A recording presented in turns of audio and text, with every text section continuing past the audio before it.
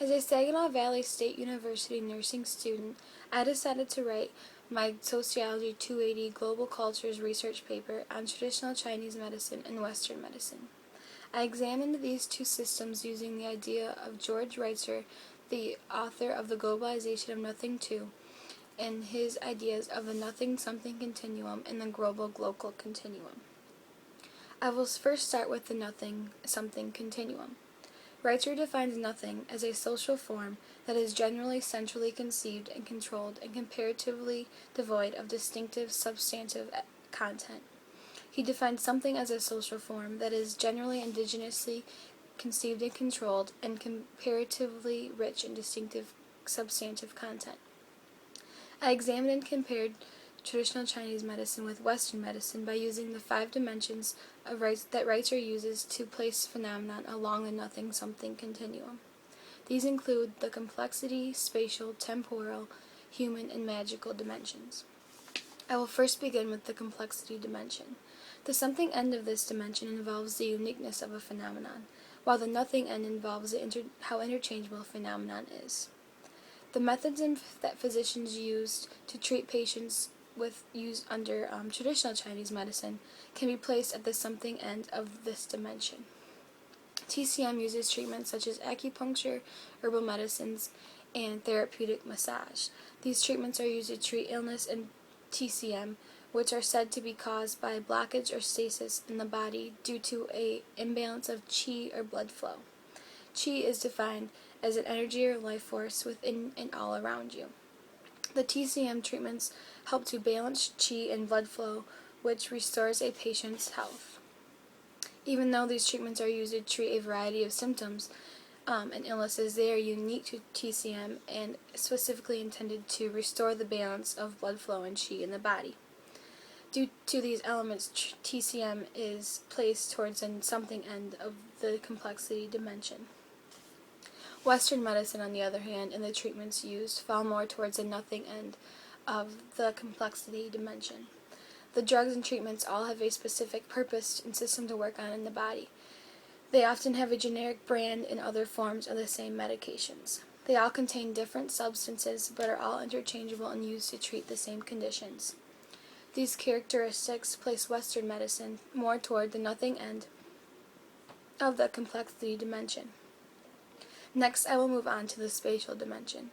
The something end of this dimension involves phenomena with specific local ties to a geographic area. TCM and its philosophical history lie in the something end of this dimension. TCM is one of the oldest practices in Chinese history, originating back to 5,000 years ago. This philosophical framework is based off a Taoist philosophy that believes all things derive from the same origin. Yin and yang are opposing but complementary energies in the body that sustain equilibrium. The TCM treatments mentioned earlier are used to maintain balance of yin and yang and the flow of qi to treat illness and improve a patient's health. The original framework of TCM has local ties to the ancient Chinese people and the Taoist philosophy, and therefore will continue to fall towards the something end of this spatial dimension. The nothing end of this spatial dimension involves phenomenon that lack specific local ties to a geographic area. Western medicine origins fall more towards the nothing end of this dimension. The original discovery and research of medications and treatments may be well known to physicians and scholars who specialize in Western medicine, but there are often many pharmaceutical companies that develop drugs, and patients are often unaware of the unique history of specific medications. Physicians may prescribe meds that are produced by companies all over the world, and there's not a specific philosophical framework linked to a specific location like those of TCM. Patients are not often aware of the place or how drugs are discovered, and therefore Western medicine is placed more towards the nothing end of the spatial dimension. The temporal dimension is the third on the nothing-something continuum. The something end refers to the phenomenon that are linked to a specific time period. The nothing end refers to those that are not linked to a specific time period.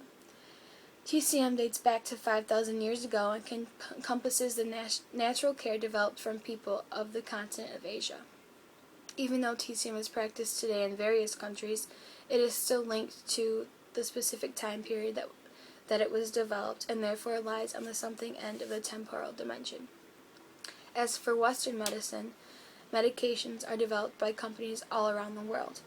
Meds are developed and approved at different times during history, and they're still produced today.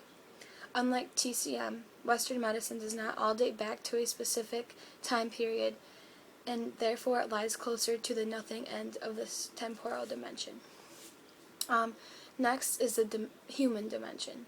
The something end of this dimension involves phenomena that require a meaningful human relationship. The diagnostic methods used in TCM lie closer to the something end of the human dimension. They rely on one-on-one contact between patients and physicians, and they include things such as observation, inspection, listening, and smelling. Without the use of instruments such as an MRI machine or a CT scan, physicians can build a trusting relationship with their patients, forming a treatment plan and a diagnosis. This relationship places TCM toward the something end of the human dimension. Western medicine, on the other hand, and its diagnostic methods fall closer to the nothing end of this human dimension because they lack more of the personal human relationship. They rely more on technology and lab results in comparison to TCM. Physicians can still build a trusting relationship with their patients by providing good care, but they spend less time with them due to the various diagnostic tests that they have to receive. And this places Western medicine toward the nothing end of the dimension. Lastly of these dimensions is the magical dimension. The something end relates to a phenomenon with a magical quality.